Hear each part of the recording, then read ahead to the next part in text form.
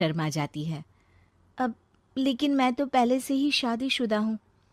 मुझे फर्क नहीं पड़ता, बस तुम शादी कर लो, भाग चलते हैं। बहुत पैसे वाला हूं मैं, हमेशा खुश रखूंगा तुम्हें।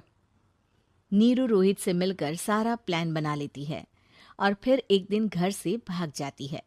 दोनों शादी कर लेते हैं। शादी के बाद क्या बात है नीरू, तुम्हें परेशान सा देखता हूँ, सब ठीक तो है ना?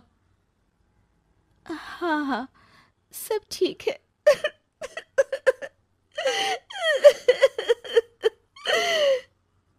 ये कहते कहते ही वो रोने लगती है। अरे क्या हो गया, रो क्यों रही हो? मैंने तुमसे एक बात छुपाई है और वही बात अब मुझे परेशान कर रही है। रोहित, मेरा एक बेटा भी है, उसका नाम मयंक है। क्या बात कर रही हो, ये तुमने मुझे पहले क्यों नहीं बताया? देखो नीरू, मेरी माँ को मैंने ये नहीं बताया है कि तुम शादीशुदा हो। बच्चा मैं मैनेज नहीं कर पाऊंगा। नीरू को समझ में नहीं आता कि वो क्या करे। अ, तुम उस बच्चे को अपनी माँ को क्यों नहीं दे देती? नीरू चुपके से माँ को फोन करती है। माँ, क्या मयंक को तुम रख सकती हो? बेटा मैं राकेश के साथ बात करती हूँ, आखिर घर का बेटा वही है, जो वो बोलेगा। वैसे भी बेटा, तूने जो किया है ना, उसके बाद से पूरा घर तेरी बुराई कर रहा है। मैं भी अब किसी से तेरे लिए लड़ नहीं सकती। राकेश बेटा, नीरू ने तो जो किया बहुत ही बुरा किया, लेकिन मैं सोच रही थी कि क्यों ना मयंक को हम यहाँ ले आए। तभी वनीता बोल पड़ती है। वाह जी, ऐसे कैसे यहाँ ले आए? यहाँ क्या भंडारा भरा है? और जिस बच्चे की माँ ने नहीं सोचा, उसके लिए हम क्यों सोचे? नीरू को एक बार तो अपने बच्चे के बारे में सोचना चाहिए था ना। अरे लेकिन तेरे पास भी तो लड़का नहीं है ना वनीता। माँ, वनीता ठीक बोल रही है। कल को वो बड़ा होकर इसी घर का हिस्सा मांगेगा तो हम क्या करेंगे? माँ कहती भी तो क्या, वो चुप रह जाती है। वहीं नीरू का पहला पति कहता है।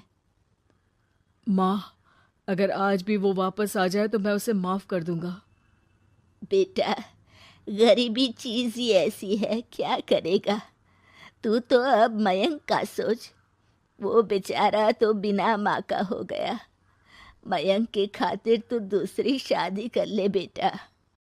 लोगों के लाख समझाने के बाद नीरू के पहले पति की शादी रिद्धि से हो जाती है, जिसके पहले पति से 2 बच्चे होते हैं।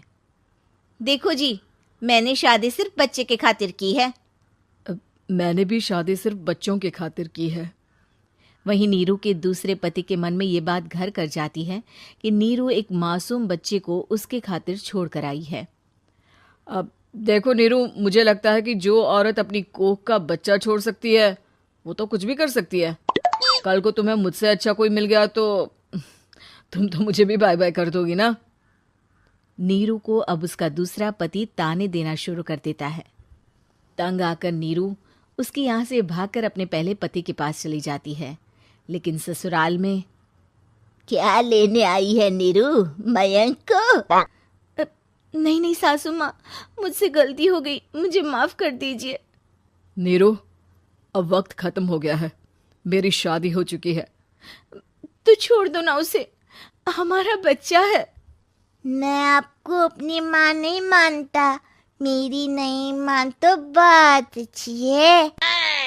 नीरू मयंक की बात सुनकर समझ जाती है कि उसके पास अब ना आसमान रहा ना ही जमीन।